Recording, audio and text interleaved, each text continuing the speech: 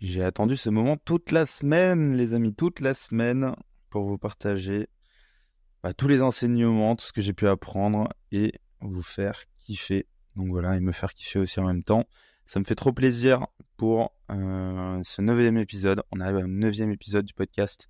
Donc c'est une barre assez symbolique. Pourquoi ? Parce que j'ai regardé des stats et apparemment, en moyenne, les podcasts s'arrêtent au bout de 9 épisodes.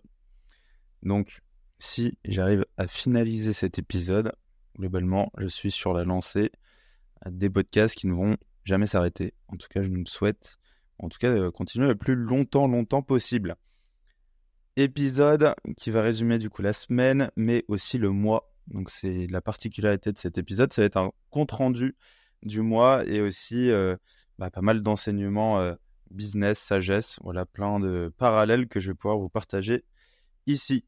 Pour ceux qui viennent de découvrir le podcast, qui sont nouveaux ou ceux qui ne se rappellent pas, simplement pourquoi je fais tout ça, l'idée c'est de créer un podcast qui permet d'aider les entrepreneurs à s'entreprendre. Moi je suis convaincu que entreprendre des choses, que ce soit dans le business ou dans la vie personnelle, c'est s'entreprendre soi-même, c'est mieux se connaître et évidemment créer les bons systèmes pour finalement s'épanouir et arriver à faire de belles choses et atteindre ses objectifs avec une vie harmonieuse. Je m'appelle Alexis Bouvet, je suis le CEO et le cofondateur de Gross Hiring. On a créé une entreprise avec Hugo et Marelou, donc on est 3 associés et 25 personnes dans l'équipe. Une entreprise qui est sous le format de collectif de freelance. Donc aujourd'hui, on travaille que avec des freelances et des indépendants et peut-être que ça changera plus tard, mais en tout cas aujourd'hui, ça nous convient. Et notre volonté et notre mission, c'est d'aider les recruteurs à maîtriser le pouvoir du growth hiring, c'est comme ça qu'on l'a appelé. Donc c'est toutes les techniques marketing, commercial et du growth appliquées au monde du recrutement. Notre objectif, c'est de les former, les aider à maîtriser les bons outils, faire de la veille pour eux, pour leur proposer les meilleures solutions du marché et qui passent moins de temps sur les tâches à faible valeur ajoutée et plus de temps avec les candidats. Ce podcast, je le fais du coup sur mon temps libre, c'est un hobby, c'est un kiff. Et je suis trop content, ça me permet de étayer ma pensée, de conscientiser un peu tout ce qui s'est passé et puis surtout de le processer pour vous le partager et faire en sorte que ça puisse vous aider. Moi, quand j'ai commencé à entreprendre, je n'avais pas forcément ce genre de ressources, ou en tout cas, il y en avait très peu que je trouvais pertinentes. J'écoutais beaucoup les contenus The Family, Coup d'État, etc. Mais voilà, il y avait beaucoup de contenus que je n'avais pas forcément et j'aurais bien aimé avoir un contenu comme celui-ci en espérant que ça puisse inspirer d'autres personnes qui sont dans la même situation, entrepreneurs ou qui ont envie de s'entreprendre, se lancer. Et je commence du coup cet épisode avec les actualités de la semaine. Donc ça va aller assez vite, parce que j'ai pas trop envie de m'attarder trop là-dessus. Ensuite, les enseignements de la semaine / du mois, vu qu'on arrive à la fin du mois. Et après, par la suite, je ne sais pas trop comment les appeler, mais les enseignements plutôt business sagesse. Donc, je fais des parallèles entre les choses que je lis en ce moment sur la méditation, spiritualité, etc. et comment l'appliquer réellement au business et comment pas faire deux mondes qui soient dissociés, mais un monde qui soit harmonieux. On est parti, si ça vous va, les amis. Pendant les épisodes, j'ai l'habitude de boire quelques gorgées d'eau. Je pense que je vais commencer parce que j'ai déjà la bouche un peu sèche. Et puis après, on va être parti pour ce magnifique podcast. Je suis très content. Là, on est dimanche 2 juin. Donc voilà, un dimanche, j'ai envie de dire comme les autres. Il n'y a pas de truc spécifique, spécial. Si ce n'est que je me suis rendu compte que l'épisode de la semaine dernière, je l'avais enregistré, mais je sais pas pourquoi, il s'est pas posté. En fait, j'ai dû cliquer sur upload, j'ai dû cliquer sur publier, mais je suis pas allé au bout. Et au final, le truc, je l'ai pas posté. Donc, je viens de m'en rendre compte tout à l'heure, là, à l'instant. Donc, je l'ai posté. Donc, vous aurez sûrement 2 épisodes d'affilée pour ceux qui suivent le podcast et qui ont l'habitude d'écouter. Petite gorgée d'eau et puis on est parti sur les actualités de la semaine. Ok. Actualité de la semaine, les amis. Qu'est-ce qui s'est passé ? Bon, petit point sport. J'ai fait une séance de piscine, cours de piscine. Donc, hyper intéressant parce que là, je me rends compte que j'arrive dans une phase où je vais pas améliorer le volume de natation. Donc, je prépare du coup le triathlon là de Dinard qui arrive en septembre. Donc là, je reprends tranquillement piscine et vélo, ce que j'ai repris cette semaine. Et j'ai eu une séance de coaching du coup, genre un prof de piscine quoi en gros, qui m'a appris la technique, en tout cas améliorer ma technique. Donc vraiment de l'allongement du bras. Donc il y a des exercices qui permettent tout simplement d'avoir un bras moins tendu pendant l'effort, en tout cas quand on est hors de l'eau, ce qui permet de le reposer et de tenir beaucoup plus longtemps. Donc c'est intéressant de travailler justement la technique, pas faire forcément que des volumes de natation. Et du coup, j'ai trouvé ça plutôt pas mal, court et intense. 3 sessions de run avec mon nouveau programme, parce que j'ai un coach triathlon du coup qui m'a fait un programme spécifique. Donc c'est cool, j'arrive à travailler les bonnes allures, les bonnes zones. Donc il faut être dans des zones en fonction de sa fréquence cardiaque. C'est des zones qui vont de 1 à 5 ou de 1 à 7 en fonction des outils. Mais prenons l'exemple simple de 1 à 5. Et globalement, il faut que je sois dans différentes zones à chaque fois pour bien travailler mon effort, mon cardio, etc. et pour m'améliorer. Et finalement, j'ai recommencer le vélo. C'est la première fois que je ressortais à vélo et petite petite séance un peu atypique parce que là où j'ai l'habitude de tourner, je tourne à Vincennes. Il y a un polygone où il y a tous les vélos qui tournent. Donc là, j'ai l'impression de faire partie du Tour de France tellement il y a plein de vélos. Et là, il était fermé. Ouais, donc c'était hier. Donc j'ai pas pu y aller. J'ai tourné un petit peu autour. Et ce qui m'est arrivé, il m'est arrivé avec ma chaussure que j'avais qui clipsait du coup à ma pédale. Donc sur les vélos de route, vraiment les chaussures sont clipsées aux pédales. Et bien il y a une vis qui s'est barrée, ce qui fait que ma fixation, bref, elle était restée fixée sur ma pédale et je pouvais plus l'enlever. Donc j'étais à 2 doigts de tomber, j'avais vraiment un pied qui était bloqué sur mon vélo et je pouvais pas l'enlever du tout. Heureusement qu'il y a des gars qui m'ont aidé, qui m'ont retrouvé ma vis et qui m'ont aidé à la refixer. Je pensais que j'allais crever parce que mes roues était vraiment dégonflé depuis la dernière fois que j'avais sorti le vélo. Bref, c'était une session pas incroyable, mais reprise de sensations, donc ça fait plaisir. Qu'est-ce qui s'est passé aussi? Actualité de la semaine, on a fait donc la plus grosse hiring. On a fait les points monthly. Donc maintenant, on met ça en place chaque mois parce que vu que la boîte commence à grandir, ou en tout cas, chacun fait plein de choses sur chacun de ses pôles. Donc, on va dire qu'il y a vraiment 3 pôles principaux chez nous: sales, market et produit. Et donc, on est chacun owner d'une de ces branches.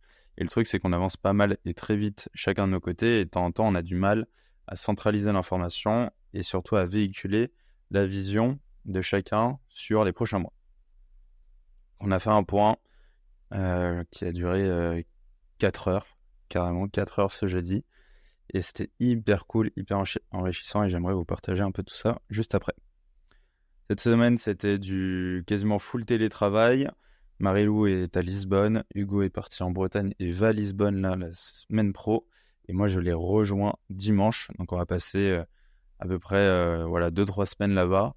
On va se faire kiffer, mais surtout, on va essayer de voir si ça nous correspond bien pour potentiellement y emménager. Donc, j'ai hâte d'y aller. Surtout que le temps à Paris, mine de rien, on va pas se le cacher, est pas incroyable.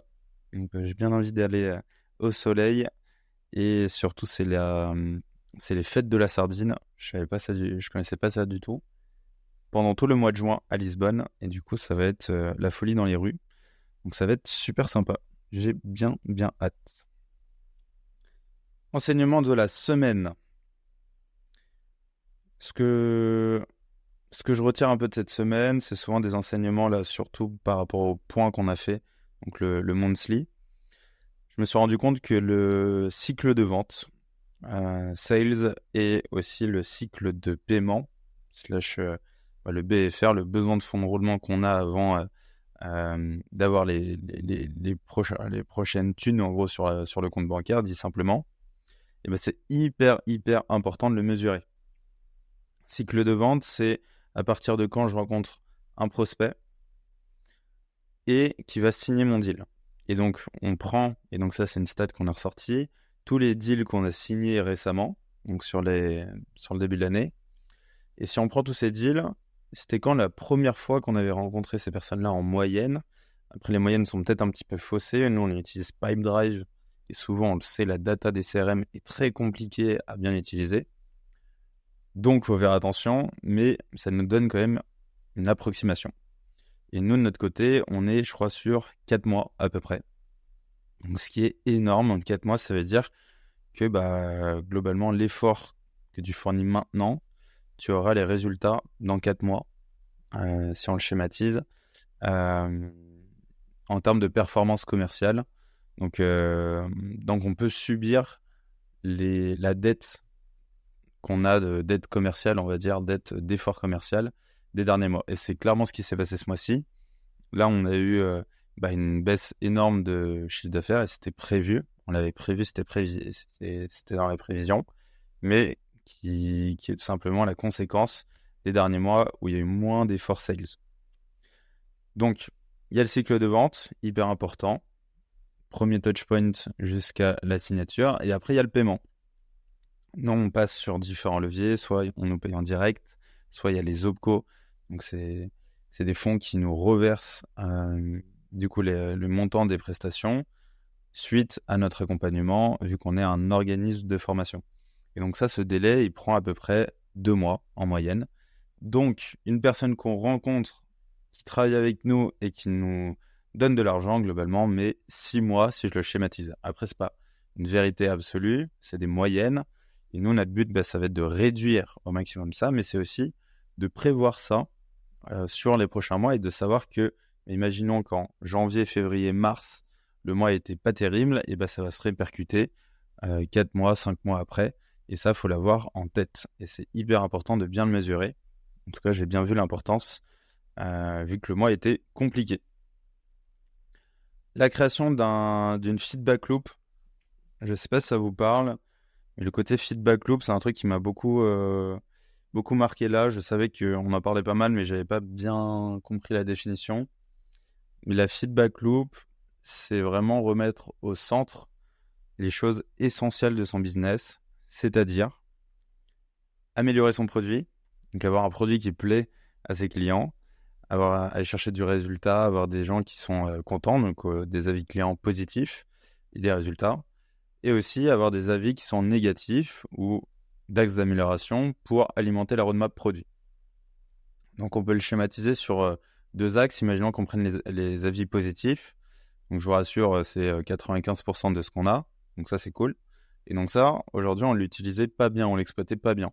Donc c'est-à-dire, un avis positif, ça restait un avis positif et ça se perdait dans la base, alors que on devrait faire une loupe qui permet d'alimenter le marketing.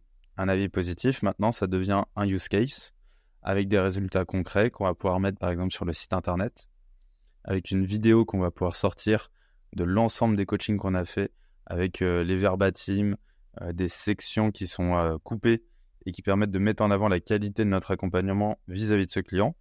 Ça peut être aussi une interview client à la fin, qu'on fait en studio par exemple, ou un témoignage qu'on aura sur Google My Business.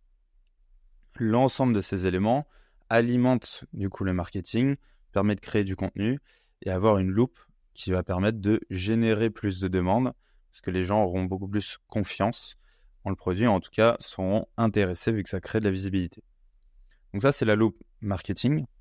Et après, c'est la loupe commerciale qu'on va pouvoir faire. Donc tous ces use cases, ces business cases, on va pouvoir les utiliser donc, sur le site internet ou sur les présentations commerciales pour rassurer les prospects avec qui on échange, rassurer les personnes avec qui on veut travailler et surtout donner les numéros de nos clients, par exemple, pour qu'ils puissent les appeler et qu'ils puissent regarder, par exemple, les vidéos aussi de témoignages qui permettent de donner de la réassurance. Et ça, pareil, ça va alimenter le nombre de nouveaux clients qui vont arriver parce qu'on va réussir à améliorer les taux de closing. Si on prend les avis négatifs, ceux-là, ils sont hyper importants, ils sont très précieux parce que c'est ce qui va permettre d'alimenter la roadmap produit. Et donc ça, aujourd'hui, pareil, on l'exploitait mais pas très bien. Donc aujourd'hui, on a Stan qui nous a rejoint, qui est on va dire une sorte de RecOps, Product Ops, j'ai appelé ça comme ça sur la fiche de poste, qui va nous permettre d'améliorer le produit, de faire toutes les synchros de récolte d'informations, des feedbacks négatifs comme positifs, des feedbacks aussi de nos coachs, pour alimenter une roadmap.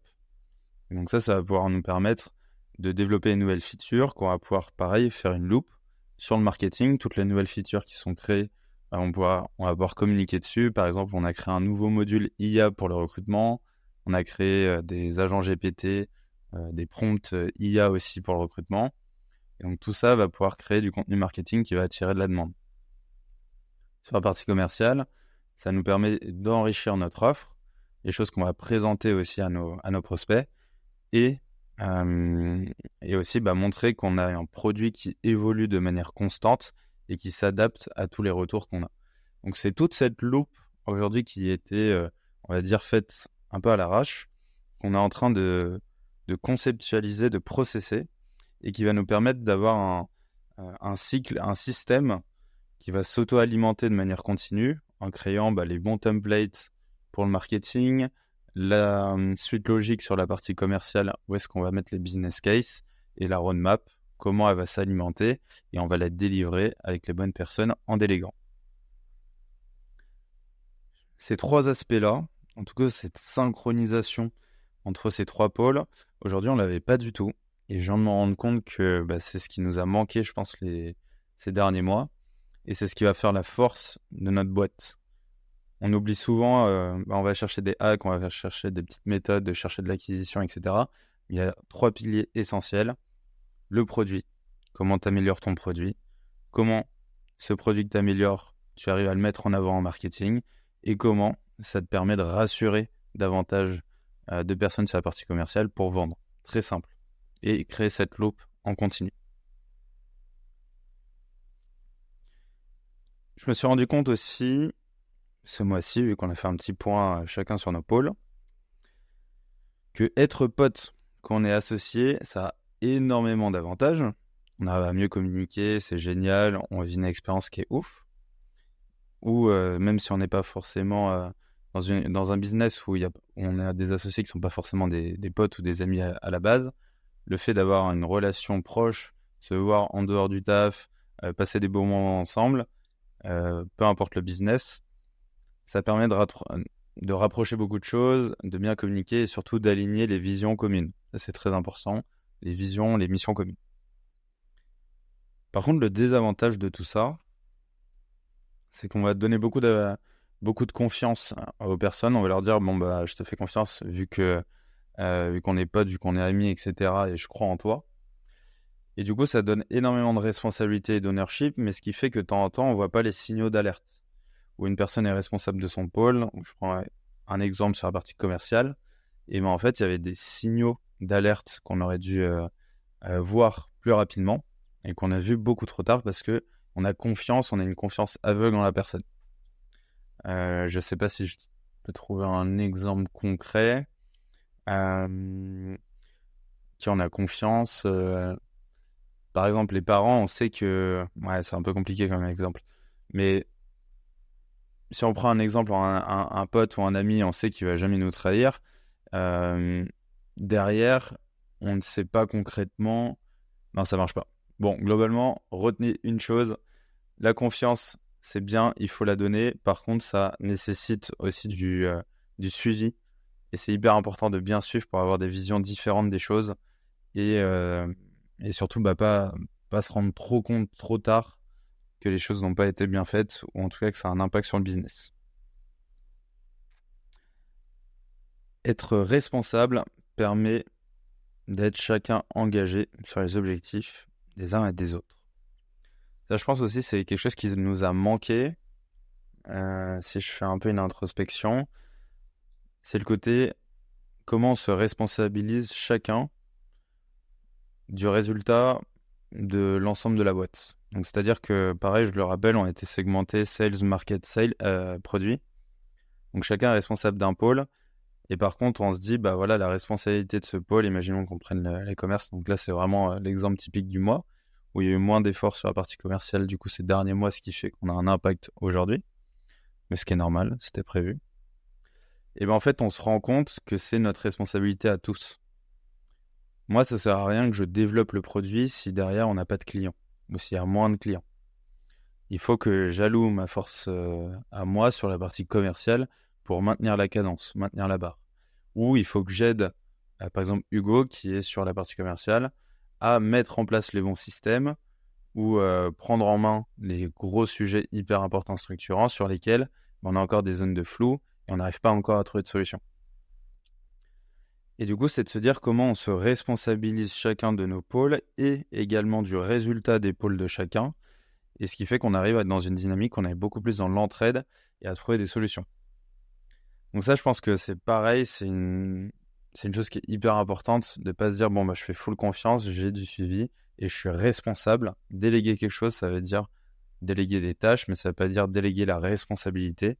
Je pense que c'est la responsabilité de tous les associés, que l'ensemble des pôles se porte bien. On s'est rendu compte aussi que LinkedIn nous générait la moitié de nos demandes entrantes. Donc notre objectif, c'est d'aller chercher 20 demandes entrantes par mois.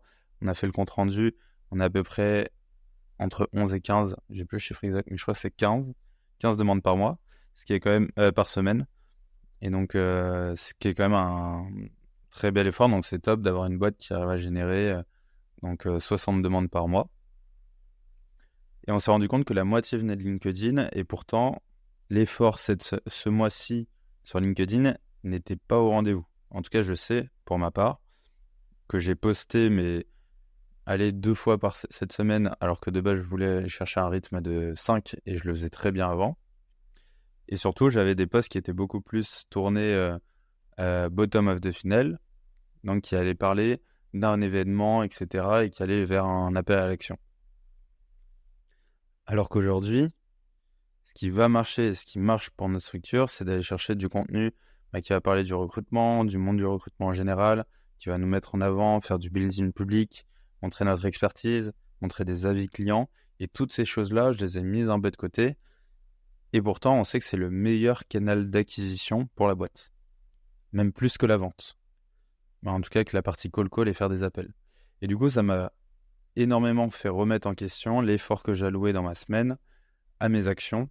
Et je sais que ce mois-ci, il faut que je passe beaucoup plus de temps à soigner mes posts LinkedIn, soigner ma communication et faire en sorte de créer les bons systèmes. Ce qui marche bien aussi, c'est le setting. Et donc ça, on a vu un énorme effort ce mois-ci. Donc c'est génial, avec des très bons résultats, qui est lorsqu'on va publier ou créer du contenu sur LinkedIn, ça va créer de l'interaction. Donc l'interaction sur des likes, sur des posts avec des likes, des commentaires, des personnes qui vont visiter mon profil, des personnes qui vont m'ajouter, moi qui vais demander des connexions. Et toutes ces personnes-là, c'est des flux qui sont énormes. Et donc là, il faut créer l'interaction. Donc aujourd'hui, moi, le faire moi-même, je le faisais avant, ça me prenait énormément de temps. On a réussi à déléguer ça. Et donc, il y a Vianney, qui est notre, on va dire, bras droit des fondateurs, et qui nous qui fait du setting, et du coup, qui va créer des discussions avec toutes les personnes avec qui on interagit. Nous aussi, on le fait, mais Vianney s'occupe de structurer le process, et ça marche super bien parce qu'il y a beaucoup de rendez-vous qui sont fixés via ces canaux-là. Donc, importance de bien mesurer les sources d'acquisition de ces leads et de voir aussi l'impact que ça a sur le chiffre d'affaires et les ventes. Pareil, on s'est rendu compte que les leads inbound ou les demandes entrantes étaient beaucoup plus susceptibles de closer. En tout cas, les taux de closing étaient beaucoup plus supérieurs à toute la partie commerciale sur la partie call, où on a un cycle de vente où les personnes ne connaissent pas. Même le cycle de vente sur la partie inbound est beaucoup plus court et les personnes nous font beaucoup plus confiance, parce qu'ils ont confiance au contenu, dans le contenu qu'on fait et en ce qu'on fait. Donc la création de contenu, au final, c'est vraiment quelque chose qui est essentiel pour créer justement et générer cette confiance en la marque, en les fondateurs et surtout en le produit, et s'assurer que le produit va aller chercher les résultats qu'ils veulent. Je l'ai dit, grosse baisse du chiffre d'affaires du coup ce mois-ci. On est en dessous, on a perdu 50K en gros par rapport à ce qu'on a l'habitude de faire. Et ce qui est tout à fait normal parce que pendant le mois de janvier et février, c'était le chaos, nous, de notre côté, sur la partie vente, et on a très peu vendu. Et donc cela, c'est ce que je disais avant, c'est vraiment la répercussion des mois sur lesquels c'était un peu plus compliqué sur la partie vente, et du coup, il faut savoir les anticiper. Là, aujourd'hui, on met en place des prévisionnels beaucoup plus carrés. Ce sont des prévisionnels sur à peu près les 3 prochains mois pour savoir quelles sont les rentrées d'argent qu'il va y avoir et faire le lien. Et donc là, c'est un peu le truc qu'on veut craquer sur les prochains mois. Faire le lien entre les performances commerciales et l'argent qui va rentrer sur le compte les mois d'après. Donc si je fais une conclusion de ce mois, c'est un mois plein d'enseignements. On a voulu aussi lancer une nouvelle verticale qui est les ESN. Donc c'est une nouvelle cible. Au début, on voulait montrer une nouvelle offre à cette nouvelle cible. Au final, on va faire la même offre qui est de formation, mais personnalisée pour les ESN, avec des ateliers sur mesure. On s'est rendu compte aussi qu'on a lancé une offre qui marche super bien, qui s'appelle l'Académie du sourcing. Donc c'est une offre inter-entreprise où les apprenants viennent. Et donc il y a une promo de 12 personnes. C'est pas une entreprise qu'on va former, mais plusieurs personnes d'entreprises différentes. Des taux de satisfaction à hauteur de 9,7 sur 10. Donc c'est génial. On est trop contents. On a lancé la deuxième promo qui a commencé il y a à peu près 2 semaines. Donc ça, pareil, on va mettre en place la bonne feedback loop. C'est ce qu'on est en train de faire avec la récolte des feedbacks pour améliorer le produit ou la récolte des feedbacks positifs pour communiquer sur le marketing et la vente. On a décidé de craquer un peu le modèle et pas de faire un format de promo, mais faire un format de récurrence mensuelle. Comme ça évite de se poser la question, bon, elle commence quand la promo, etc. et de relancer des sessions, mais plutôt avoir un cycle continu qui nous permet de briser le plafond de verre de la promo, qui est beaucoup plus simple. Ça se trouve, chaque mois, il y aura peut-être, on va dire, entre 3 et 15 personnes. Et donc, c'est pas grave s'il y a seulement 3 personnes sur un mois, parce qu'on va compenser du coup le mois d'après si on a 10 ou 15 personnes. Et ça nous permet effectivement d'avoir de la récurrence dans tous nos points et surtout avoir quelque chose de beaucoup plus simple en interne sur la partie production qui permet d'avoir des marges meilleures tout en ayant une meilleure qualité aussi d'organisation et de résultats pour nos clients. Donc cette offre, elle marche super bien, on est trop content. On se rend compte qu'on ne peut pas tout lancer en même temps. Donc une nouvelle offre, plus aller chercher une nouvelle cible, etc. On s'est rendu compte que il faut avancer à 2 vitesses. C'est-à-dire qu'on veut déléguer, on veut mettre en place des bons systèmes, notamment sur la partie commerciale. Mais si on ne fait pas l'effort de manière constante sur la partie commerciale pour répondre à nos standards de chiffre d'affaires, de croissance, et effectivement, on a un impact moyen terme. Et cet impact moyen terme, il peut nous mettre dans la sauce sur les prochains mois. Et en tout cas, il faut qu'on arrive à bien les anticiper et maintenir la cadence. Entre enseignements, du coup, c'est LinkedIn. Et LinkedIn, ça marche super bien. Il faut aller chercher les bons canaux pour mettre l'effort au bon endroit et surtout comprendre d'où vient le résultat. C'est hyper important. Et quels sont les autres enseignements de ce mois-ci? La feedback loop, comment créer vraiment une boucle de manière continue entre produit, market et sales. Je pense qu'on est pas mal. Je regarde si je m'étais noté d'autres petites choses. Je pense qu'on va pouvoir passer aux enseignements un peu business et spirituel / sagesse. Et vous partager quelques concepts que j'ai pu lire cette semaine qui m'ont beaucoup marqué. Et surtout, pareil, essayer de faire le parallèle avec le business et voir comment on peut l'appliquer dans son quotidien. Je prends une petite gorgée d'eau et on continue. Ouais. Alors, l'idée est que notre être est composé de 2 corps et d'une âme. Donc les 2 corps sont les corps physiques et les corps psychiques. Et on a une âme qui est une âme, on va dire, spirituelle, qui gère un peu les deux. Donc on va prendre une métaphore qui est celle d'un cocher et de ses 2 chevaux. Un cocher, je ne sais pas si vous savez ce que c'est, moi je ne savais pas. avant de regarder. C'est une personne, par exemple, on prend un carrosse. Donc, c'est une personne qui est sur le carrosse. Et du coup, en face d'elle, pour avancer, elle a 2 chevaux qu'elle maîtrise. Le premier cheval, ça va être le cheval qui est le corps physique. Donc, si on prend votre être, ça va être votre corps. Donc, ça va être votre santé, ça va être votre condition physique. Et donc, ce cheval va représenter votre santé physique. Le deuxième cheval va représenter votre santé psychique.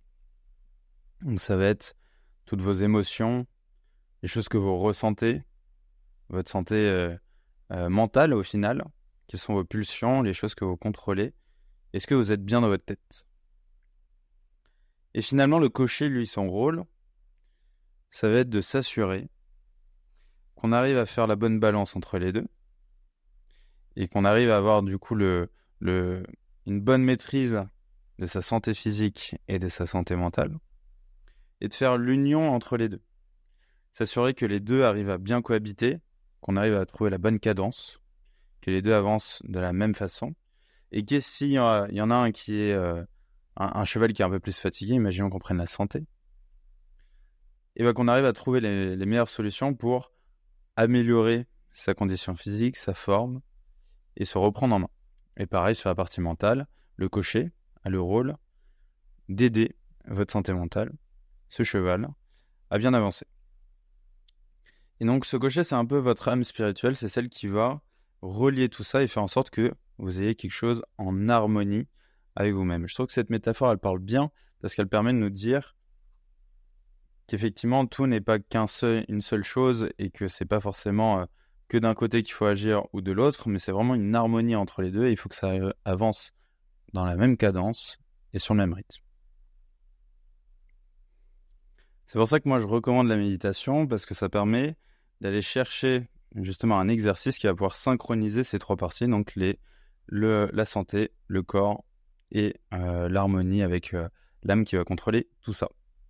Il y a plein de choses autres que la méditation qui met dans un état méditatif. Donc par exemple, faire de la peinture, ça marche très bien. Courir, regarder les choses, contempler. Donc j'invite vraiment toutes les personnes à prendre le temps de prendre du recul et de alimenter cet exercice-là, ce muscle-là, cet effort-là, pour au final être meilleur aussi dans le business parce que ça permet de prendre de la hauteur et de ne pas se cramer et surtout de voir des choses auxquelles on n'aurait pas pensé parce qu'on aurait été trop dans l'émotion, dans la réaction et là ça nous permet d'avoir une action de manière lucide et rationnelle.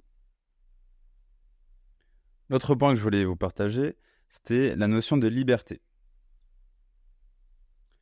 La liberté, quand on entend liberté, on va penser liberté financière, liberté de mouvement, de pouvoir bouger, voyager à droite à gauche. Ce sont effectivement des libertés que l'on peut obtenir, mais la réelle liberté, ou en tout cas les freins de la liberté selon moi, sont plutôt nos pulsions qui vont être peut-être incontrôlables, les addictions qu'on va pouvoir... ouh là là, j'arrive plus à parler, c'est fou. Les addictions que l'on va pouvoir avoir, addiction par exemple à son téléphone, à TikTok, il y en a qui boivent, à l'alcool, à la clope, à toutes ces choses-là. On est prisonnier de quelque chose et on n'est plus libre de ses propres actions. En fait, on subit et on cède à des tentations qui font qu'on n'est plus libre.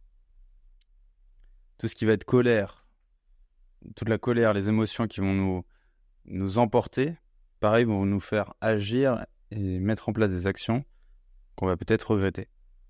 Ce qui va être les angoisses, peut-être les phobies insupportables. Toutes ces choses-là sont des choses qui nous emprisonnent. Et donc, on devient prisonnier de nos peurs, nos pulsions, notre caractère, nos habitudes et nos émotions. Et je pense que c'est là la réelle liberté qu'il faut aller chercher. Donc, il y a évidemment celle qui est financière, de mouvement, de se déplacer, de voyage, etc. Mais souvent, cette liberté, elle est vraiment très simple. Elle est compliquée à aller chercher, mais elle est plutôt là où on ne s'y attend pas, qui est vraiment à l'intérieur de nous-mêmes. Quelles sont les choses qui nous emprisonnent, les croyances limitantes qu'on va pouvoir avoir et qu'il faut du coup dépasser pour aller chercher une liberté profonde. Autre point, se détacher du regard des autres.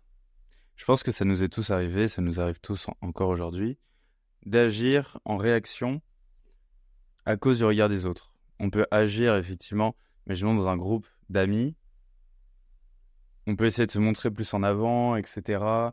Il y a des personnes, on se rend compte, qui sont désalignées entre les moments où ils sont tout seuls en one-to-one avec nous ou lorsqu'ils ont un effet de groupe. Et donc là, ils agissent, donc ils sont en action par rapport au regard des autres.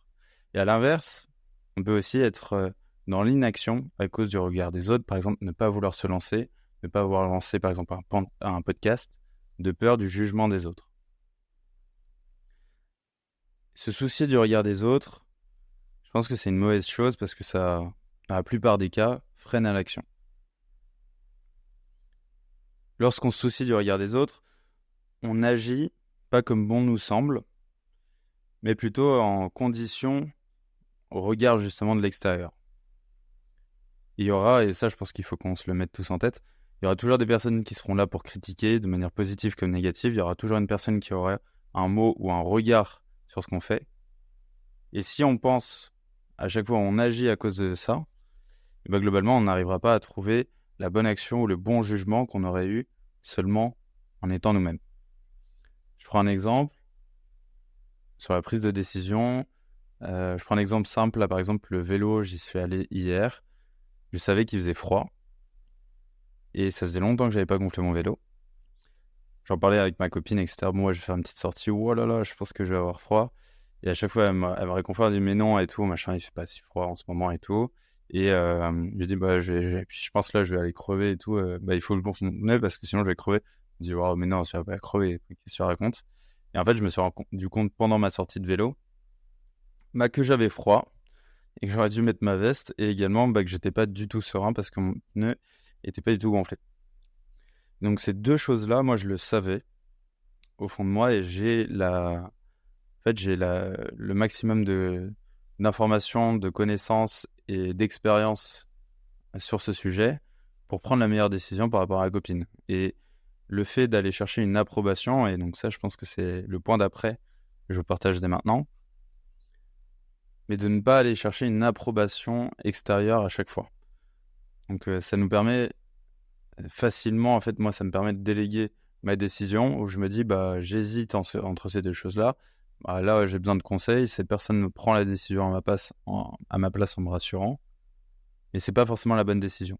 Effectivement, si j'avais demandé à une personne beaucoup plus expérimentée, si on prend un domaine beaucoup plus technique, je parle, par exemple, si on parle du business, sur est-ce qu'il faut développer une nouvelle offre maintenant ou est-ce qu'il faut continuer à se focus?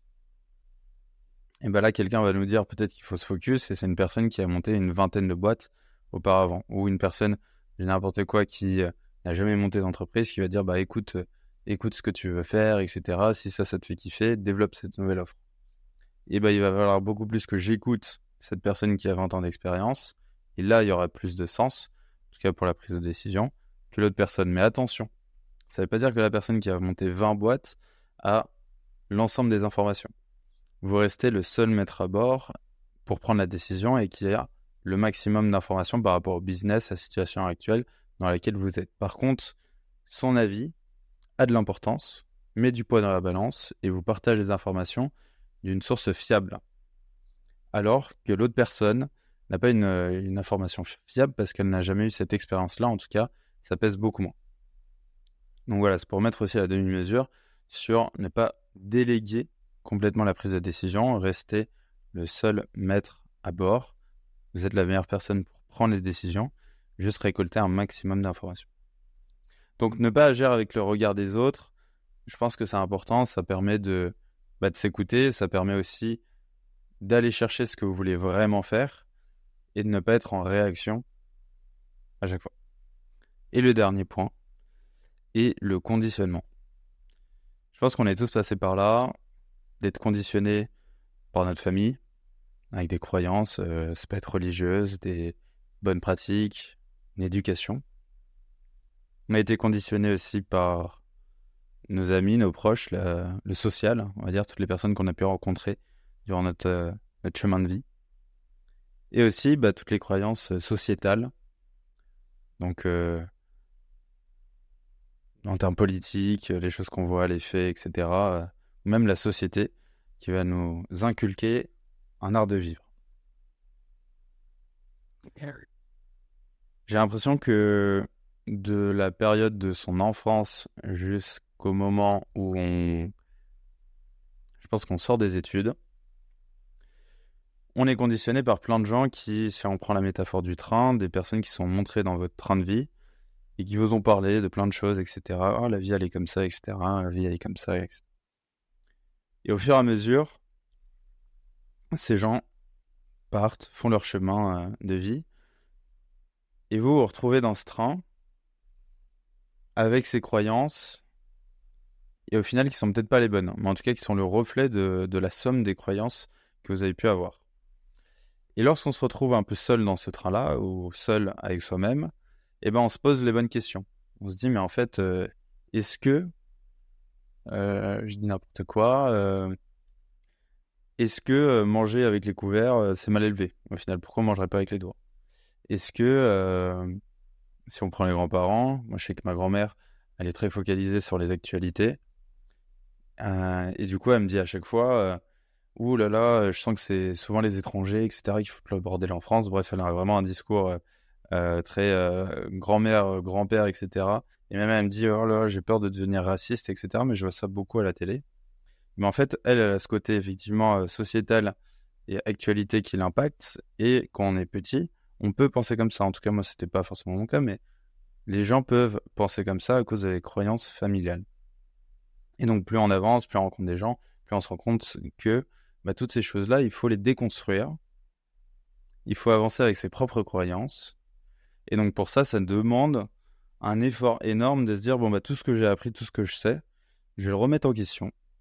Je vais me reposer les bonnes questions, je vais peut-être voyager, voir d'autres cultures. Et c'est là où le voyage, moi, je trouve, apporte énormément parce qu'il permet d'ouvrir les esprits, ouvrir les chakras et aller chercher des choses qui sont un peu différentes de ce qu'on a vécu et de ce qu'on a vu. Pareil, aller chercher des nouvelles relations, des nouveaux amis, des nouveaux proches, des nouveaux écosystèmes où travailler, ça nous permet d'élargir nos croyances, en tout cas, d'aller chercher des vérités par rapport à des choses sur lesquelles on nous a inculqué, on nous a donné une vérité toute faite et on ne s'est pas créé cette propre vérité. Donc j'invite tout le monde à penser par soi-même, se créer ses propres vérités, aller chercher les réponses à ces questions soi-même, en peut-être parlant à des gens, en comparant les croyances, en vous faisant vos propres croyances, et aller chercher vraiment cette vérité absolue qui est la vôtre, et qui sera peut-être pas la même de quelqu'un d'autre, et elle n'est pas forcément absolue, c'est plutôt une vérité qui vous est propre.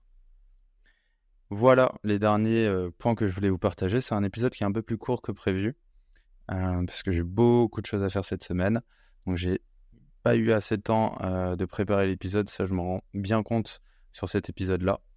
C'est pas grave, je l'accepte, je passerai plus de temps la semaine prochaine, et j'ai aussi en tête une meilleure structure pour les prochains. Mais en tout cas, j'espère que cet épisode vous aura plu, vous aura apporté de la valeur, vous aura permis de vous plonger aussi dans ce quotidien entrepreneurial et surtout ces réflexions de fin de mois pour voir comment on peut réajuster et toujours se poser la question comment on peut faire mieux et s'assurer de prendre du recul pour ne pas être dans la mauvaise direction, parce que si vous continuez dans la mauvaise direction, c'est comme un cap. Imaginons un bateau, s'il veut aller sur une île, par exemple, si Christophe Colomb il voulait aller je sais pas, en Amérique, et imaginons qu'il dévie son cap ne serait-ce que de quelques tours de barre, globalement il n'attirera pas du tout au bon endroit. Donc c'est l'invitation aussi à bien se poser la question du cap. Est-ce qu'on est bien sur le bon cap par rapport à l'objectif qu'on va atteindre, et on met bien en face les bonnes actions. Je vous laisse sur ces paroles. Moi je vais retourner à mon dimanche. J'espère que cet épisode vous aura plu. Normalement vous avez aussi l'épisode juste d'avant qui est sorti aussi aujourd'hui. On se retrouve la semaine prochaine. Ciao!